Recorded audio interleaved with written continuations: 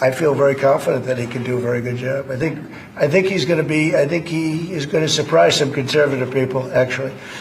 And some very liberal people he won't surprise them because they already like him. Interesting conversation, and some of his ideas really are the same ideas that I have.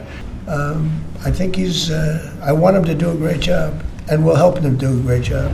U.S. President Donald Trump's Oval Office meetings have become something of appointment viewing during his second term, but few carried as much anticipation as his Friday afternoon sit-down with New York City Mayor-elect Zohran Mamdani. Many observers were bracing for fireworks between the president and the young, up-and-coming Democratic socialist, someone Republicans have clearly signaled they'd love to cast as a new villain heading into 2026. What unfolded instead was, well, not that. Below are the key takeaways from what became a bizarrely friendly, almost affectionate event. Sure, some speculated that a cordial tone could emerge, but the reality still felt remarkable, especially coming from Trump. Compliments flowed mostly from Trump toward Mamdani. Among Trump's comments, we had a meeting today that actually surprised me. He wants to see no crime. He wants to see housing being built. He wants to see rents coming down, all things that I agree with. Now, we may disagree how we get there, the rent coming down. I think one of the things I really gleaned very much today, he'd like to see him come down, ideally, by building a lot of additional housing. Yeah. That's the ultimate way. He agrees with that, and so do I. But if I read the newspapers and the stories, I don't hear that. But I heard him say it today, and I think that's a very positive step. No, I expect to be helping him, not hurting him. A big help, because I want New York City to be great. Look, I love New York City. It's where I come from. I spent a lot of years there. Now I'm right here. We took a big setback with the mayor that we had, Dave de Blasio. I thought it was a tremendous setback for the city. I think this mayor can do some things that are going to be really great. And the press has eaten this thing up. You know, I've had a lot of meetings with the heads of major countries. Nobody cared. This meeting that you people have gone crazy. You know, outside you have hundreds of people waiting. This is just a small little group. For some reason, the press has found this to be a very interesting meeting. The biggest people in the world, they come over from countries nobody cares. But they did care about this meeting, and it was a great meeting. Go ahead. We've just had a great meeting, a really good, very productive meeting. We have one thing in common. We want this city of ours that we love to do very well. And I wanted to congratulate the mayor. He really ran an incredible race against, a lot of smart people, starting with the early primaries against some very tough people, very smart people. And he beat them easily. And I congratulated him. And we talked about some things in very strong common, like housing and getting housing built, and food and prices, and the price of oil is coming way down. Anything I do is going to be good for New York. If I can get prices down, it's good for New York. And we've got them down, way down from last year. We have, as you know, I've been saying to a lot of people, Walmart said that Thanksgiving this year is exactly 25% less than last year. So that's good for New York, good for everybody.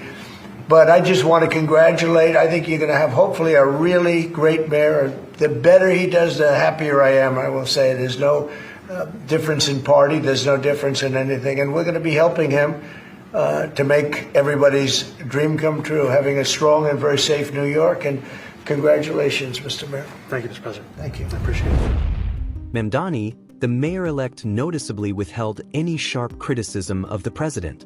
Instead of engaging on their disagreements, Mamdani repeatedly redirected focus to his core theme, affordability. The president that, so much of the focus of our campaign has been on the cost of living crisis. And when we asked those New Yorkers who had voted for the president, when we saw an increase in his numbers in New York City, that came back to the same issue: cost of living, cost of living, cost of living. And they spoke about the cost of groceries, the cost of rent, the cost of Con Ed, the cost of childcare.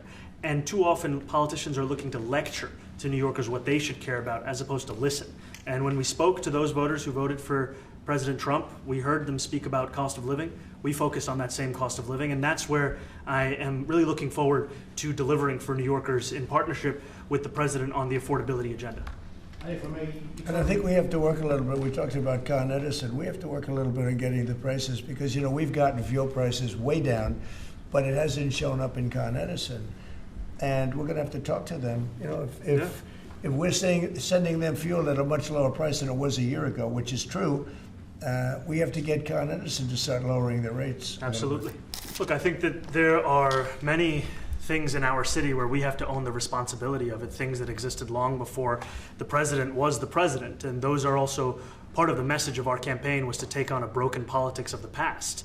And I ran against a number of candidates who represented different versions of that past. And what we found time and again is that working people were left behind in the politics of our city. And what we're looking to do is put those people right back at the heart of our politics, so that we don't have a situation where we're in the wealthiest city in the history of the world, and yet 1 in 5 can't even afford $2.90 for a Metro card.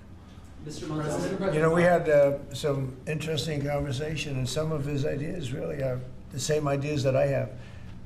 But a big thing on cost, you know, the new word is affordability.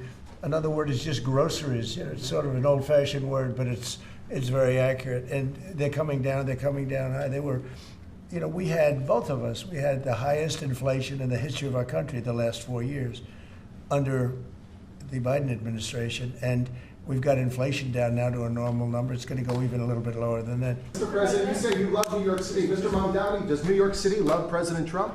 New York City loves a future that is affordable. And I can tell you that there were more New Yorkers who voted for President Trump in the most recent presidential election because of that focus on cost of living. And I'm looking forward to working together to deliver on that affordability agenda. I got a lot of votes.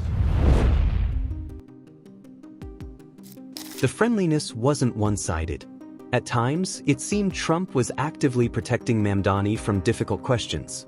He asked about your comment calling the president a fascist, and your answer was, both President Trump and I have been clear about our positions and our views.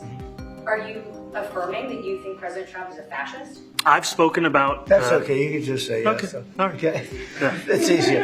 It's easier than explaining it. I don't mind. And Mr. President, I wanted to ask you also. And when a question came up about Mamdani's past criticism of Trump's deportation efforts, the president minimized the issue, even though immigration enforcement has dominated Trump's agenda in New York City this year.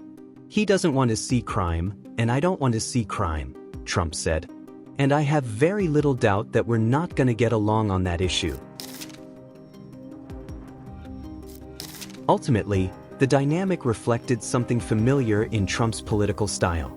Even when he disagrees ideologically, Trump often reserves a certain respect for people he views as strong political operators or winners. And right now, Mamdani is very much a winner. The next mayor of New York City, and I keep my horizons firmly on New York City, and I appreciate the meeting with the president, which focused again on the 5 boroughs and whether New Yorkers could afford to live there. By the way, being the mayor of New York City is a big deal. Absolutely. I always said, you know, one of the things I would love to be someday is the mayor of New York City. Being the mayor of New York, and especially now, because I think you're at really a turning point, one way or the other. It could go great, or it can go in a different direction. And I think you really have a chance to make it great. Mr. President, you say you love New York City. Mr. Mamdani, does New York City love President Trump? He's also a charismatic, talented politician succeeding on terrain, New York City, that Trump considers personally and politically significant. It's hardly shocking that Trump might appreciate a good-looking, skilled, Queens-bred political figure. All right, I think he's different, and that can be in a very positive way, but I think he's different than, you know, your typical guy, runs, wins, becomes mayor maybe, and nothing exciting, because he has a chance to really do something great for New York. New York is at a very critical point, and he does need the help of the federal government to really succeed, and we're going to be helping him. But he's different than, you know, your average candidate. He came out of nowhere. I said he has a great campaign manager standing over there. He came out of nowhere. What'd you start off at 1 or 2? And then I watched. I said, who is this guy? He was at 1, then he was at 3, then he was at 5, then he was at 9. Then he went up to 17. I said, that's getting a little bit interesting, right? And then all of a sudden he wins a primary that nobody expected he was going to win. It's a great tribute. I mean, it's an amazing thing that he did. Strategically, the White House also may have calculated that picking a fight with Mamdani would be unwise. His campaign centered on the exact issue, affordability and cost of living, where Trump has been struggling most. Engaging in a public feud with someone so disciplined on that message could pose real risks. So perhaps the chummy tone wasn't just surprising, it was deliberate.